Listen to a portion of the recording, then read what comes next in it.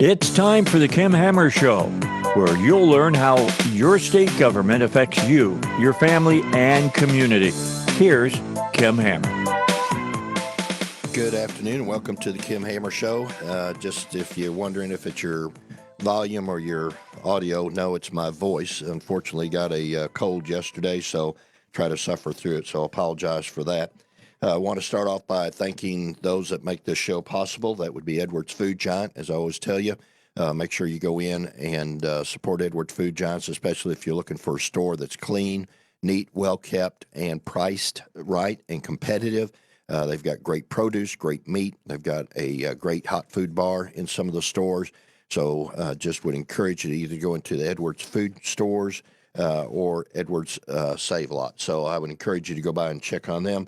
Also want to add to the list Everett GMC Buick out of Saline County, helping on this show. And so we're glad to welcome them to the airways as well. If you're looking for a GMC or a deal on a GMC Buick, go on down there to Everett in Saline County. It's right there at the Elko exit where the big flags are, and you'll get a good deal, be treated friendly by the staff, and their service is outstanding. It's worth the drive. You can shop them online if you would like.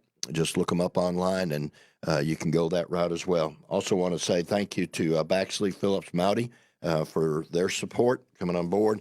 And if you're looking for real estate in Saline County, it'd be a great place for you to go check it out. And Tom over there and Lance and all that crew, they'll take good care of you over there at Baxley Phillips Mouty Real Estate. Joining us online today, I'm going to refer to him beginning, first of all, as Representative George McGill, because he and I served in the House of Representatives together. And then I think he went on to maybe bigger and better things, being mayor of Fort Smith. And so, Mayor McGill, do we have you on the line? Yes, you do. Good morning, Senator. How are you? Doing great, doing great. Glad to reconnect with you. Absolutely. I'm going to say this because I mean it, or I wouldn't say it. Representative McGill was one of the individuals that I really enjoyed working with on the House side. He was a person could always be trusted, approachable, open-minded, and was just very good to work with. And we were on the opposite sides of the aisle, but we always were able to reach across the aisle and work together on stuff. And so I just wanted to give you some accolade there because I really appreciate the working time we had in the House of Representatives together. So you moved on up to the ranks of mayor of Fort Smith. I am, now. and let me say thank you for your kind words to your audience. It was a pleasure working with now Senator Hammer. We often visited about issues that were very important to the state, and we always came out on the right end of the discussion. Yes, I am the mayor of Fort Smith, Arkansas. I'm very proud and pleased to be the mayor of my hometown, Senator. Well, and you kind of walked into it when you were elected mayor, because right on the heels of being elected as mayor, you had to deal with the catastrophic once-in-a-lifetime floods over there. So how are you guys recovering over there? And I know you've been involved, I think, with the issue of the levee systems and the discussions on that. So just kind of bring people up to speed about Fort Smith and how the recovery process is going after the big floods. Okay, thank you for the question. To all of our friends around the state and around the nation, Fort Smith is doing well. I have to give accolades to, first of all, the governor and the state of Arkansas for how quickly they responded and dispatched the people from the state level to Sebastian County and Fort Smith. And I had an opportunity to see how good leaders work when in case of a disaster, and I was very pleased with the response and how the citizens of Fort Smith and the Arkansas River Valley responded to a record-breaking flood. It was something like we had never seen, and it caused damage like we had never seen. But we have recovered in a short period of time. The flood happened in May. And as we speak today, you can drive through Fort Smith and some of the areas, and you could hardly tell that there was a record-breaking flood. So, again, we had volunteers come from around the nation, and certainly all of our neighboring states and all across the county responded like good Arkansans do. And I say every day I'm proud to live in Arkansas. It's a great state to live in. And let me just kind of put a pause button on it for a minute, because I want to recognize Ben. who is my in-studio guy that helps me out every week. And Ben's going to tell y'all if you're listening on Facebook Live or you're driving through listening on the radio and you want to send a question in for Mayor McGill, because we're going to talk about the census count in the state of Arkansas. Ben, tell them what they can do as far as getting a question to us on Facebook. Absolutely. Thank you, Senator Hammer. Thank you, Mayor McGill, for coming on. On Facebook, if you're watching live on the video, in the comments section, usually right to the right of it, feel free to ask a question there, and I'll get it to Senator Hammer so you can ask Mayor McGill. Or you could do it in the Gmail is kilmhammershow@gmail.com, and we'll try to get your questions answered by that way. Yep. Thank you, Ben. All right, so Mayor McGill, tell us about, first of all, tell us about what your appointment is and your responsibilities when it comes to dealing with the census count in the state of Arkansas. Okay, thank you very much. Again, Governor Hutchinson tapped me to chair the Arkansas Complete Count Committee for the state of Arkansas, and our goal and our challenge is to generate complete awareness of the importance of the 2020 census that's going to take place starting April the 1st. We're in the very early stages of planning. Cities across the community are preparing to get an accurate count. So my job as the chairman, there's about a 25-member panel that we meet monthly. And we talk about ways we can disseminate information, create channels of distribution for information. Again, the governor has tasked us with generating a maximum awareness about the census and sharing with the citizens of Arkansas, sharing with anyone living in Arkansas the importance of the census and the impact it has on our state financially. Well, that's a pretty big task. So how you plan about going on and achieving that? Have you had time to kind of lay the groundwork for how you're going to go about doing that? Yes, we have. We're going to, on January 16th, we're going to have a major summit there at Philander Smith College, again, on January 16th. That's this coming week. And we're going to be, that summit is going to be led by Arkansas Counts. That's an organization that's been tapped to spearhead the groundwork and the public service announcements and the advertising concerning the importance of the census. So the governor is going to lead off with this summit. This, again, is going to be held on January 16th at Philander Smith College.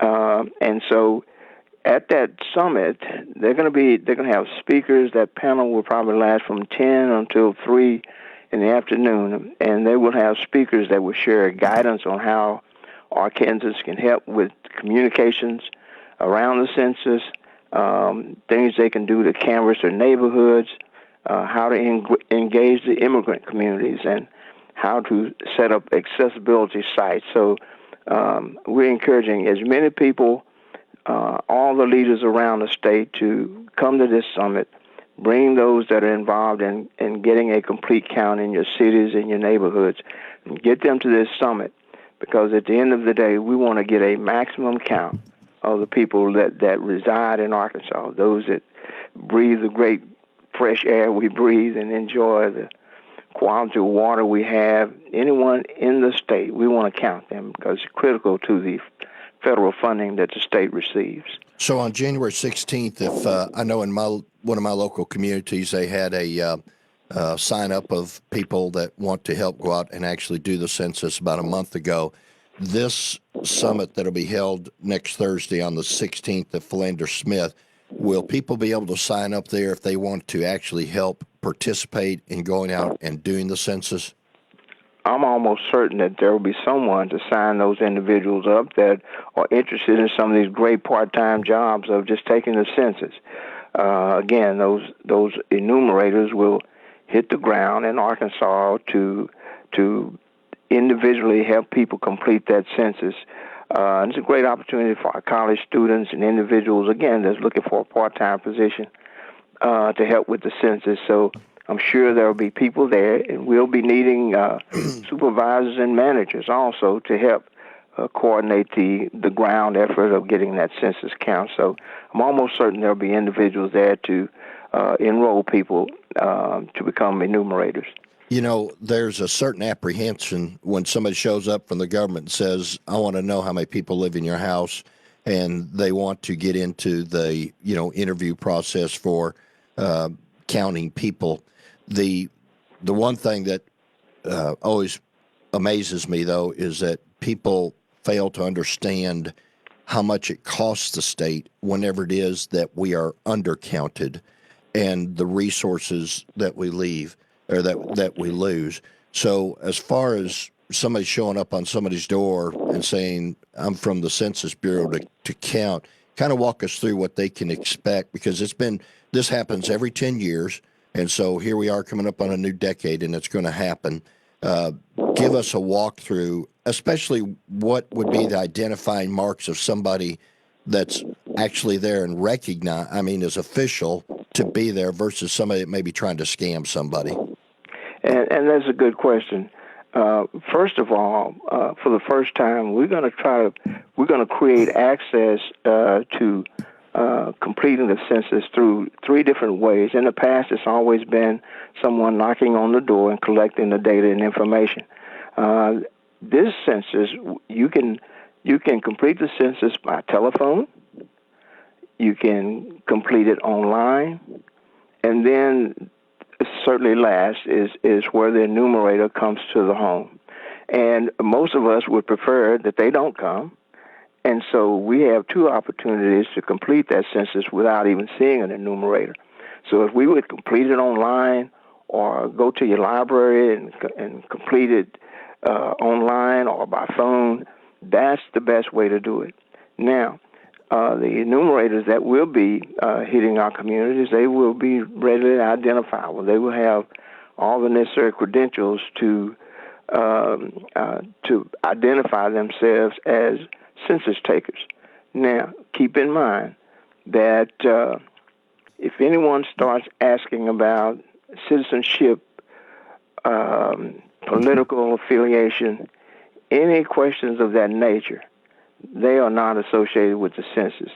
All we're needing, all the census people are looking for, is that they know you live in Arkansas and how many people are in your household. And for the most part, that's about it. We're interested in a count of the number of people living in the United States. And basically, that's just a very, very simple process. So any detailed information beyond your name, and I'm certainly saying that you live at the address and how many people live there, not much more beyond that. Okay. So just out of curiosity, how do you catch people that are lying, or what would be the motive for somebody to lie about how many people are living in their house? Senator, this is one of those situations where there should be no motive to tell a lie. This is about everyone getting an opportunity to help our state. And everyone counts. The children count, grandma and grandpa counts, even those that are unfortunate, those that may be homeless, they count. We're looking to collect a number of the people living in Arkansas. So I can't think of any reason why somebody would not want to say, I live in Arkansas. That's all we want to know. So somebody whether or not you live in Arkansas. Okay. So if somebody shows up at the door and says, how many people live here? Mm-hmm. It is for that moment in time that they are to give the number. So if grandma has moved in, but she has a house on the other side of town, but she has moved in, they want to know how many are in the house at the time that they're asking. Is that correct? That is correct. We want to know. So if an enumerator shows up, he simply wants to know how many is at this household.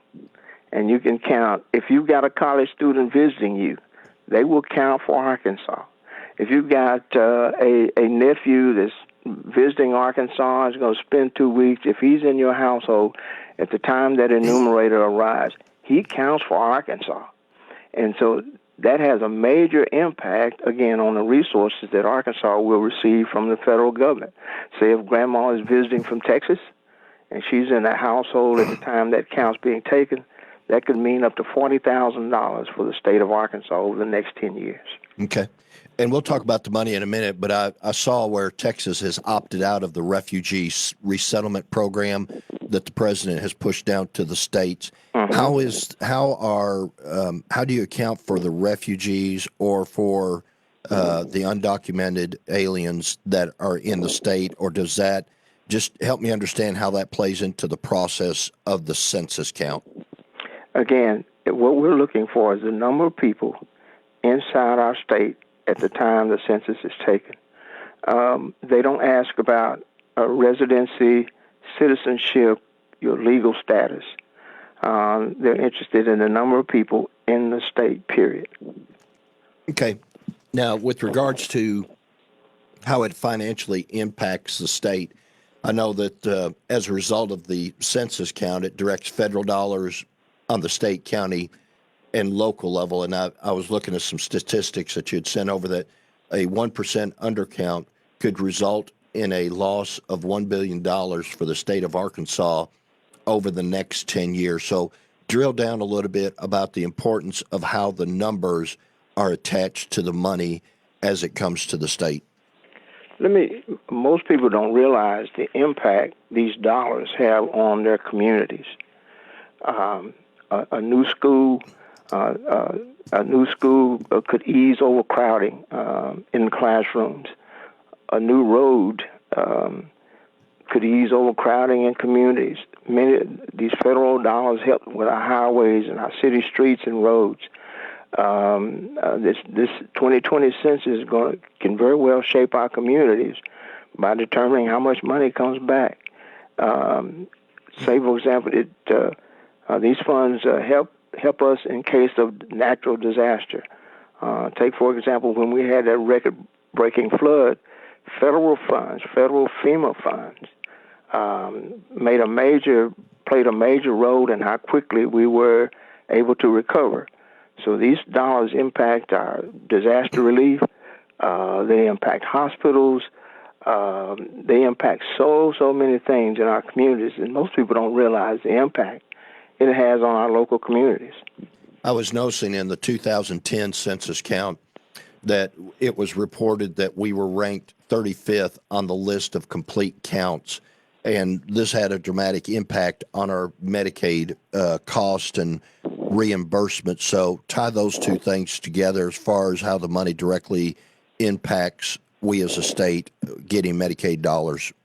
Yeah, and Senator, you recall when we were serving together, oftentimes we would have people waiting on waiting lists to get Medicaid help for these severe physical conditions they may be experiencing.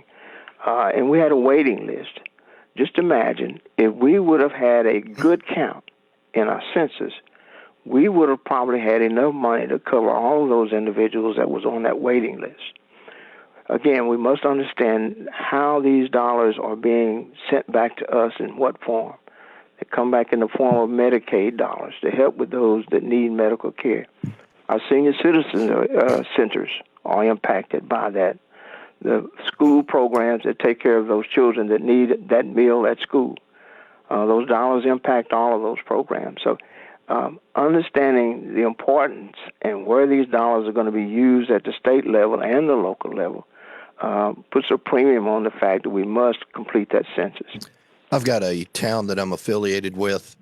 Actually, it's a community that's sitting around 467 people, and I was talking to the mayor the other day, and they are stressing how important it is to get the count accurate because he believes that they're above 500. And cities of class, I'm not talking about, socioeconomic stuff, but just the way in which the turn back money goes back to these towns. He knows that he's over 500, but he is doing everything he can to make sure that they get every person counted, because once he goes over the 500 mark, that would mean more turn back money to them that they could do other things with. So I think that would be one thing, that if you're in a small rural community, you would want to make sure that everybody gets counted so that you can get to that next level in order to get a bigger line share, if you would, of the money. And you're absolutely right. That's why it's imperative that all of us that know the importance of the census, we all must become ambassadors and spread the word. The word must be spread through our faith-based community. The word has to be spread throughout our non-profit-based organizations, in our medical community, in our educational communities. If you have a college campus in your city, that can mean many, many dollars to the state of Arkansas, because we would count those students as part of the Arkansas population. We've got cities around northwest Arkansas that have a huge number of Marshallese individuals that have migrated to the United States, and they were not counted. That's going to mean millions and millions of dollars for that region.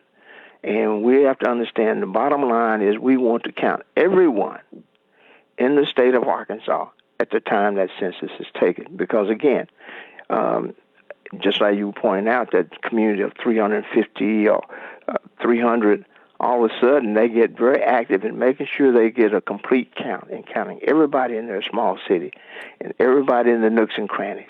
Whether they're homeless, whether they need help, count them, and that number will get over that number, that magic number they need to get the additional benefits. Well, and I know I guess I would look at it this way: those dollars the body count is directly tied to the federal dollars, and whether you like the way the federal government is taxing us and how they're going about taxing us and all that kind of stuff, that's a debate for another side. But if people are not counted, then that's just federal dollars that we were entitled to that we did not get. Subsequently, if we have needs in the state, we have to make up the difference out of the state general revenue. So it is critically important that we get everyone counted so we can maximize the number of federal dollars being turned back to the state. Let me ask you one thing in the last couple of minutes, unless you can hang over afterwards. In the last couple of minutes, this is also critical to redistricting of the congressional, Senate, and House seats in the state.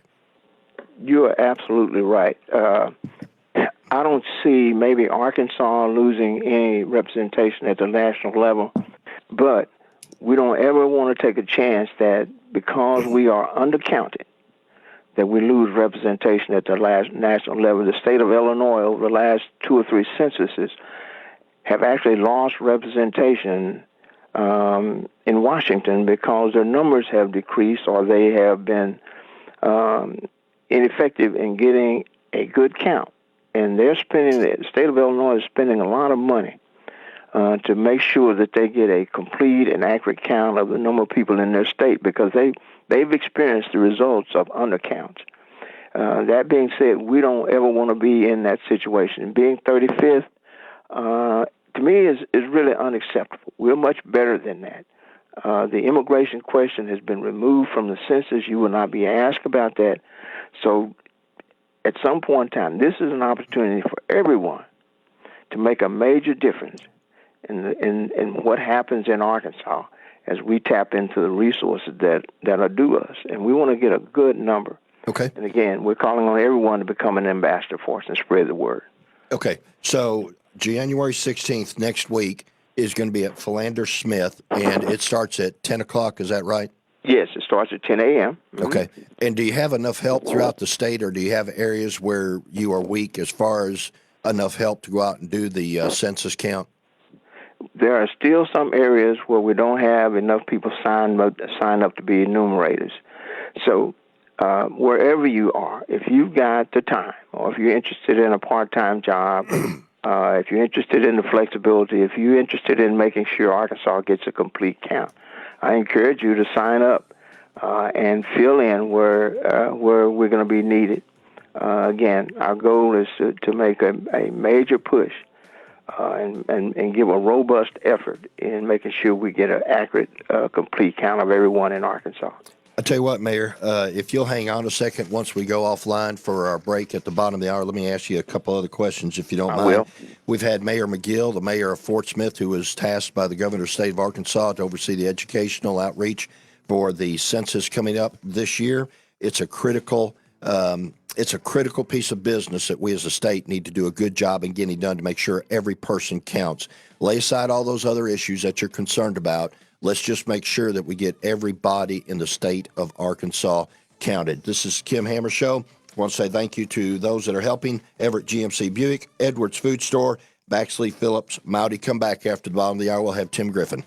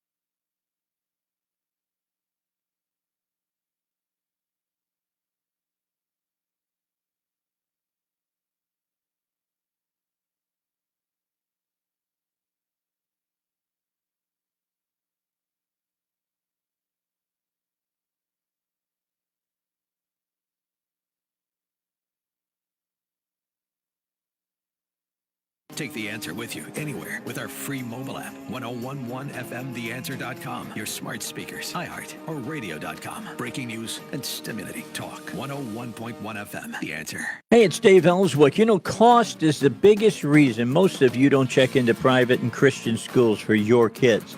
And we want to change that. We've got partnerships with schools all over the area that's offering half price. That's right, half price, 50% off their tuition. See the complete list of schools at dealsforlittlerock.com. For more information, call Lynn at 501-404-6545.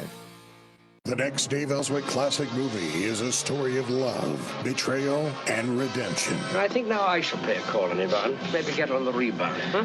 Well, when it comes to women, you're a true Democrat. From 1942. It's December 1941 in Casablanca. What time is it in New York? Casablanca. Of all the gin joints in all the towns in all the world. Starring Humphrey Bogart and Ingrid Bergman. I was informed you were the most beautiful woman ever to visit Casablanca. That was a gross understatement. Casablanca shows one time only, Tuesday, March 10th, 7 p.m. at the Riverdale 10 VIP Cinema. Play it, Sam. You must remember this. In Casablanca in December 1941, a cynical American expatriate encounters a former lover with unforeseen complications. Get your tickets now at Riverdale10.com. Casablanca, Tuesday, March 10th at Riverdale 10 from Dave Ellswick and 101.1 FM The Answer. I think this is the beginning of a beautiful friendship. Hi, this is Gordon Deal. Join me weekdays for This Morning, America's First News. Hear the stories you'll be talking about and searching for all day as we go beyond the headlines and above the chatter with your first look at breaking news, money, Washington politics, technology, entertainment, entrepreneurship, and sports. We explain why stories matter. That's why we are referred to as the most important and relevant radio program. Join us weekdays for This Morning, America's First News. 101.1 The Answer's app is available for download now. Yeah, sure, you can listen to the station on any of your mobile devices, but that's just the beginning. The TalkBack app allows you to voice your opinion and send it directly to us with the touch of a button. Use the Call the Studio to participate in your favorite show. And then there's Dave. Lots and lots of Dave. So they can dump all sorts of toxic materials. Go to your phone's app store and search for 101.1 FM, The Answer, and download our app for free today. Big Rock Fun Park, the place to go for big family fun, has some really big news. Big Rock Fun Park now has the most state-of-the-art batting cages in Central Arkansas. With these all-new batting cages, every single batter can choose their speed and the height of their pitch. No more settling for old, outdated batting cages for your practice. Bring your future MLB star or even the whole team to Big Rock Fun Park, where you can rent by the person or by the team. For more information, go to BigRockFunPark.com. If you simply take your Social Security benefits at face value, you could leave tens of thousands, if not hundreds of thousands of dollars on the table. Hey, it's David Lucas. Get this, as much as $10 billion in Social Security benefits go unclaimed every single year.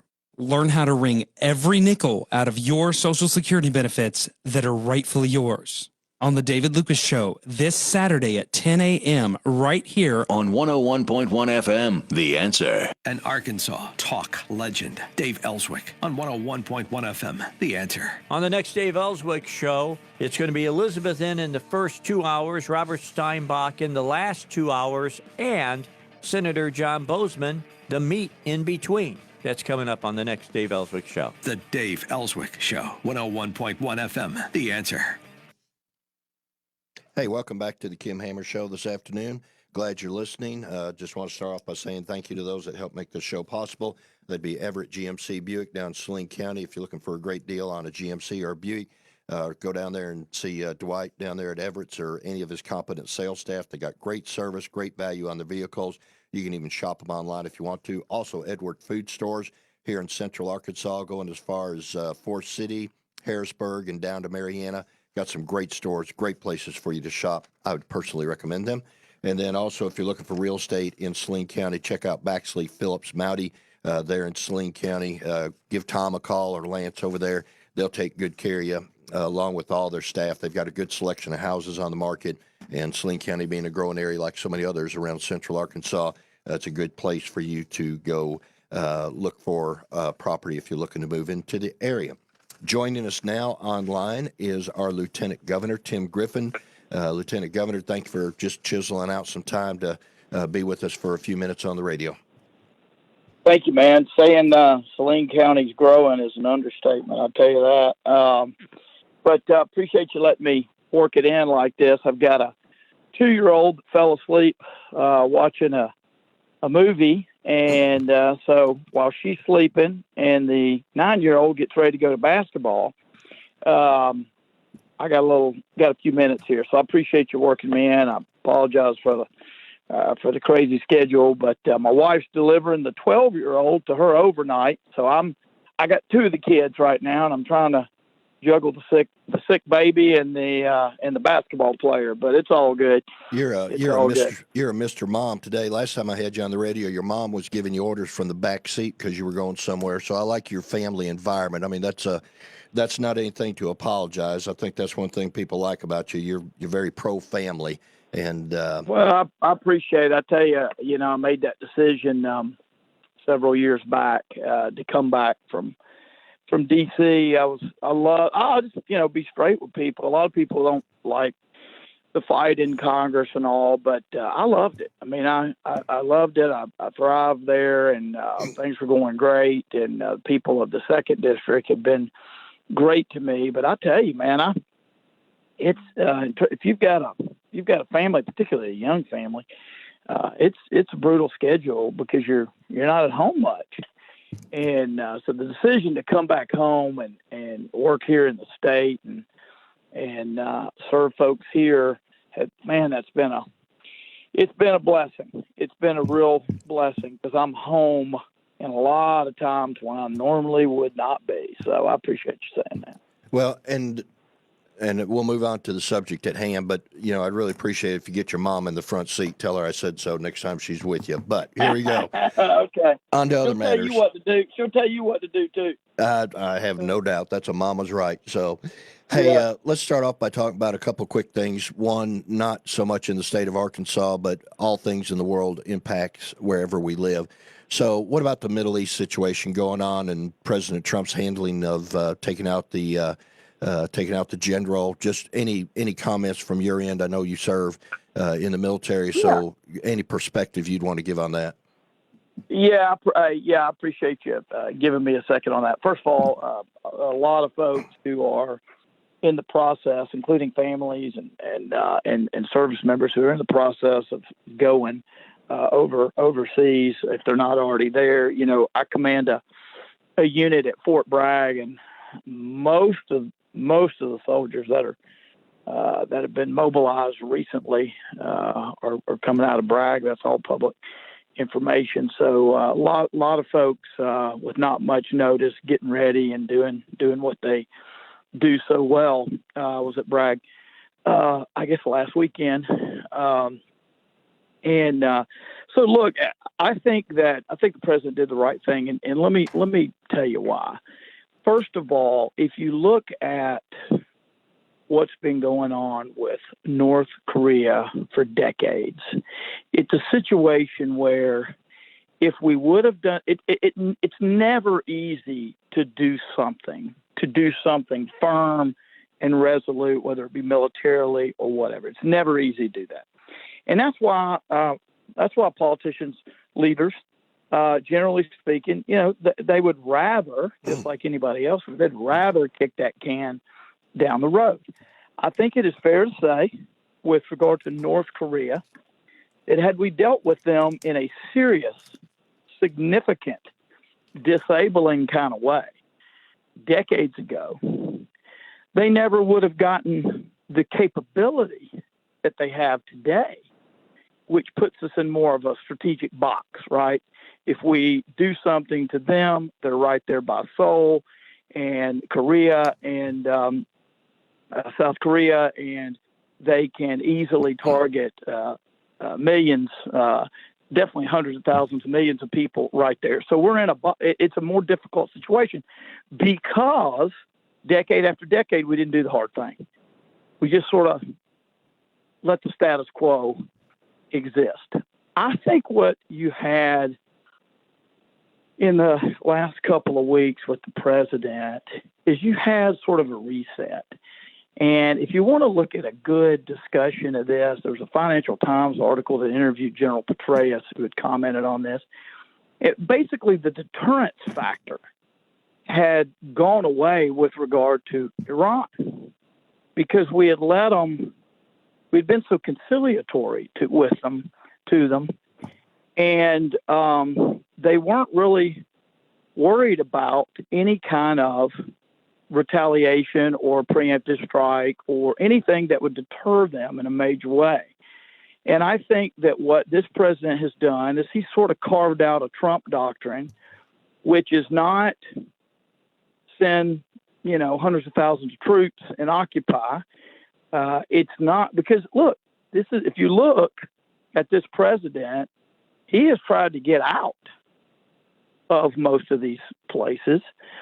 So it's not that, and it's not the sort of the Obama approach of just sort of don't do anything, just talk a lot, cut deals and all, but don't do anything that's really a deterrent. I think he saw an opportunity because this general was, by the way, out of his country. He was not in Iran. He was in Iraq, where he knew we had thousands of troops. And so the president took action. I think it was the right thing to do, and I think history will show that it was the right thing to do. And I think his resolute statement that we will never allow Iran to have nuclear weapons is absolutely critical, because he's looking at the lesson of North Korea, which has continued on his watch, but it was not his. They didn't get all these capabilities on his watch. And he's tried different approaches to try to get somewhere, because what we've been doing, just watching them develop more and more weaponry, has not worked. So I think it was a good thing. I think it's strategically good long term. And I know the European allies, some of them, and a lot of others around the world like to wring their hands. And it's always good to listen to different voices. I'm all for different opinions, but this idea that the only way to deal with Iran was through non-military means is, I think, very naive. And so I feel really comfortable with what has occurred. Obviously, in terms of the U.S. action, obviously the shooting down the airliner is just absolutely tragic. I did not see in a report I was watching today, U.S. citizens on board. It's tragic regardless, but then I saw another report that said there were some Americans killed, so I'm not quite sure about that. Huge mistake there, obviously. But I think, generally speaking, this is a good thing. Remember, and I know this is not the same deal, but it's some of the same voices. Remember some of the so-called experts who said if you move the embassy to Jerusalem, the whole world's going to just go up in flames. Not true. Not true. There was a lot of, rattling of sabers and all that stuff. But in the end, it was done. It was the right thing to do. And by the way, president after president after president, both parties, had said they were going to do it and hadn't done it. So I think it's a good thing. And I think strength, there's these different schools of foreign policy, and I am a big believer in the realism school. And I think this is an example of that, where strength is what matters. And I think ultimately on the international stage, and I think the president showing strength is important. Okay. So let me just, you talked about Iran and having nuclear weapons, and I've got French Hill coming in right behind you. He's on the other line. But, if Iran cannot keep from shooting down, and they've admitted that it was unintentional, but if they can't keep from shooting down a civilian airplane, I'd hate to think what they would do if they had, nuclear weaponry. One thing as a taxpayer that irritates me is what President Obama did when he shipped billions of dollars over there, and heard yesterday on the report that was used to actually fund some of the terrorist activities over there and everything. So, for my part, I'm glad that President Trump is being a leader and standing up, and, it's time to call everybody to task. So. Totally agree. Let me say this. If you've got my congressman, your congressman, Fred Hill on the line, we shouldn't leave him to wait. And I'm going to go feed some chicken to my 2-year-old. And if that's okay, we'll let French come on here, and maybe I can get on for a longer time. Maybe I can come in studio sometime if you let me. You got an opportunity if you to come. Got French on there, I don't want him to wait. Okay. One last question. You going to the Coon Supper tonight in Gillette?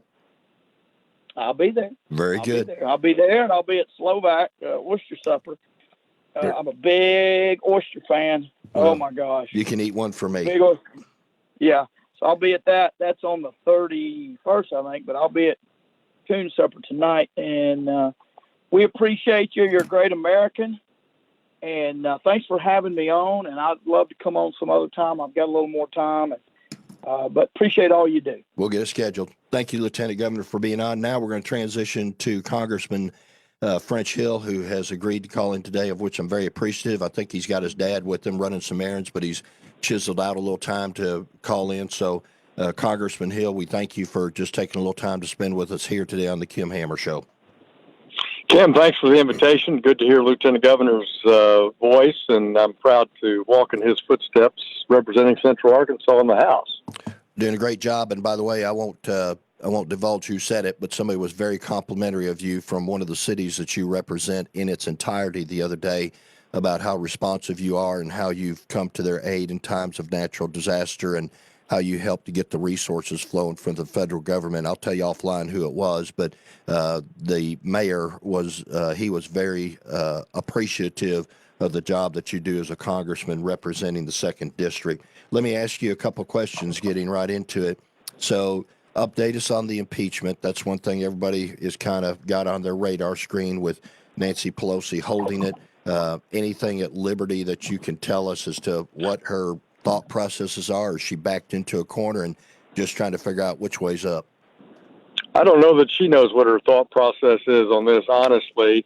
She's announced now she is going to send to the Senate next week the articles of impeachment, and she's going to have a motion on the House floor appointing the managers of that process, representing the House in the trial in the Senate. That's something she could have done, 3 weeks ago, so no one really understands this. And to put some color commentary on it, Steny Hoyer, the majority leader of the House, the number 2 Democrat in the House of Representatives, was asked by reporters yesterday in the hallway, what's going on with Speaker Pelosi? Why is she waiting? And his response was, you'll have to ask her. So that doesn't bode that there's some common strategy. So we'll see what happens next week. Mitch McConnell, in the meantime, has, I think, a strong, unified Republican conference in the Senate on what rules that they'll use to try to handle this in the right way. I get the picture that the Democrat Party is imploding, that they have stepped off into a landmine field, that, they're just kind of frozen in time. They're afraid to move because they've got themselves in too deep to know how to get out. And they've actually lost control of the situation because of the ineptness of which it is being handled. Would I be characterizing it wrong by looking at it that way? No, I've seen time and time again the dysfunction in the Democratic Conference in the House on Israel, where they have a rabidly anti-Semitic group of people in the Democratic Conference now in the House that disrupted several resolutions to support Israel and be against the boycott, divestiture movement in this country that's trying to hurt Israel's relationship with the United States. You've seen it in the handling of impeachment, where she had a split. She lost Democrats in her impeachment vote. You've seen it now in how she's handled the articles of impeachment. You saw it in the border debate last year, where she lost the battle with President Trump over proper funding of the border wall and along the Mexican U.S. border.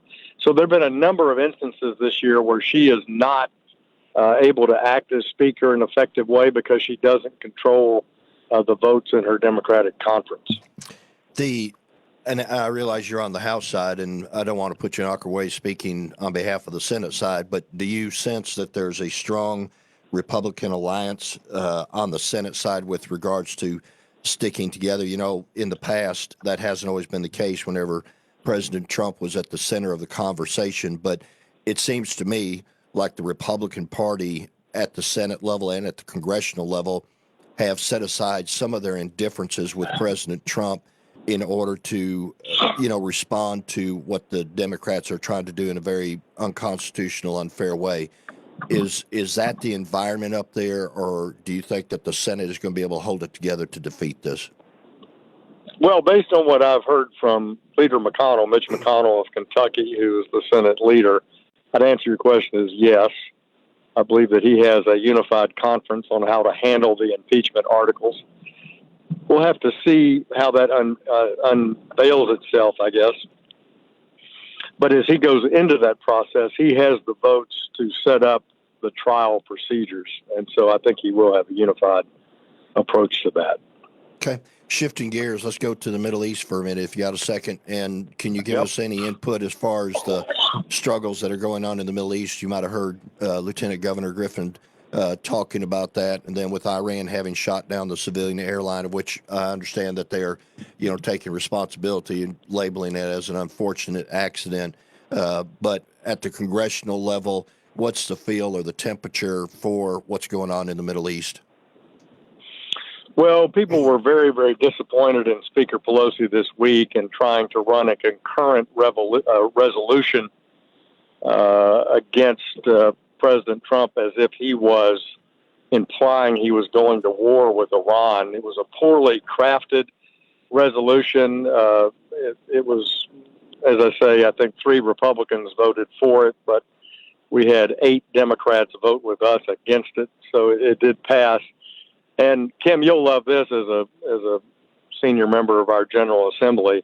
A concurrent resolution is not a law and cannot become a law. It's not a binding thing. It's like what you would propose on the House floor to commemorate this year's Cub Scout Pinewood Derby. I mean, it's not a real legal activity. So it was literally like voting on a press release, again, of these more radical elements inside the Democratic conference. I thought it was embarrassing because it weakens the hands of the United States as we attempt to bring Iran back to the table, get a better deal, stop them from exporting terror, stop them from their ballistic missile system, which we've now witnessed firsthand as they sent those into Iraq, and block them from getting a nuclear weapon.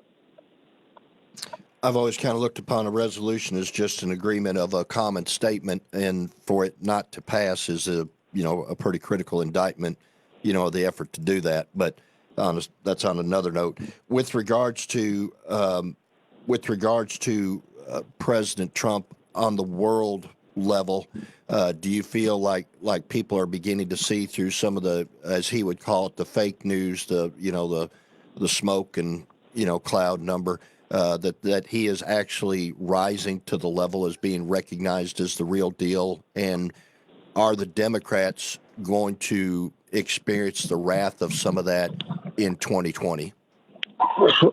Well, I think we can hope so. I mean, I think our news media is universally opposed to President Trump. But when I travel outside the United States, particularly in Europe, people appreciate President Trump's strong defense. So, for example, and encouraging more of the 28 countries to meet their financing goals. This has been a principal objective of all the American presidents since Jack Kennedy, so it's not a new thing. But President Trump is really pushing our friends in Europe to pay their share in NATO. And that's just one example that they appreciate him doing that. This is what you would not know if you just looked at American television. You think that they're against President Trump's efforts to do that. So that's just one example, and there are many others. But I hope the president can get Europe to have a more unified approach with us on how to bring Iran into the family of nations. It's not easy, because the French and the Germans particularly have been cheating on sanctions against Iran. They have a whole methodology of shipping goods into Iran through third parties. And this is ridiculous because there is not a more troublesome country in the Middle East that's exported terror into Europe beyond Iran, and we're not going to get that stopped by appeasement.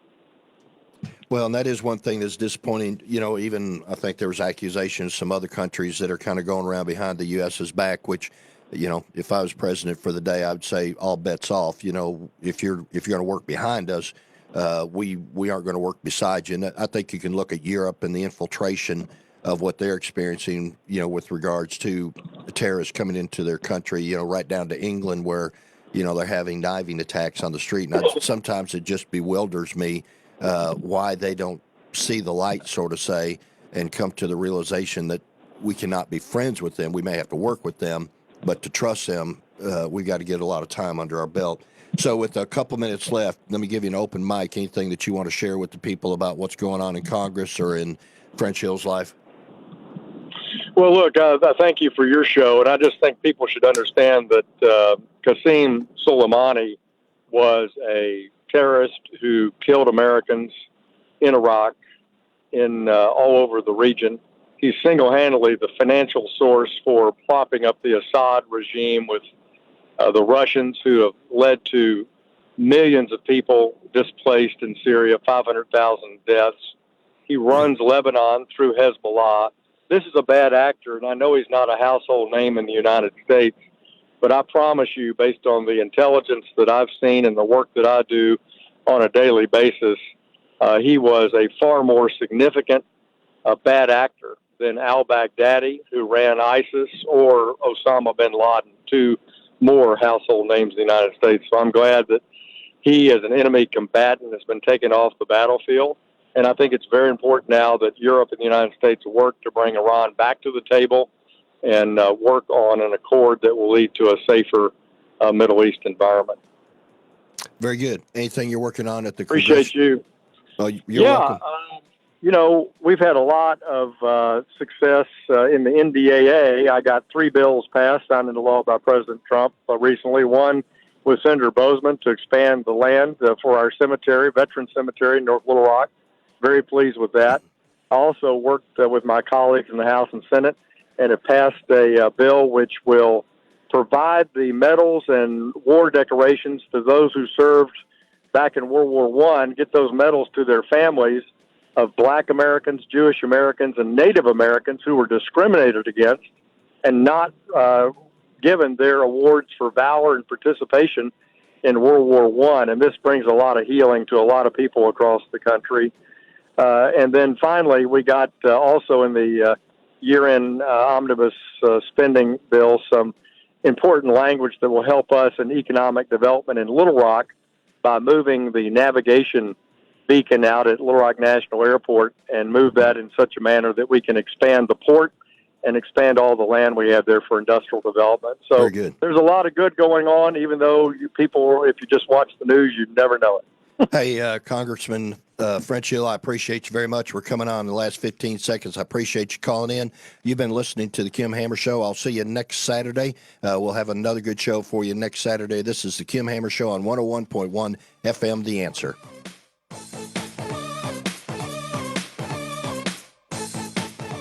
.1 FM, The Answer. KDXE FM, Kamak Village, Little Rock. A Salem Media Group station. 101.1 FM, The Answer.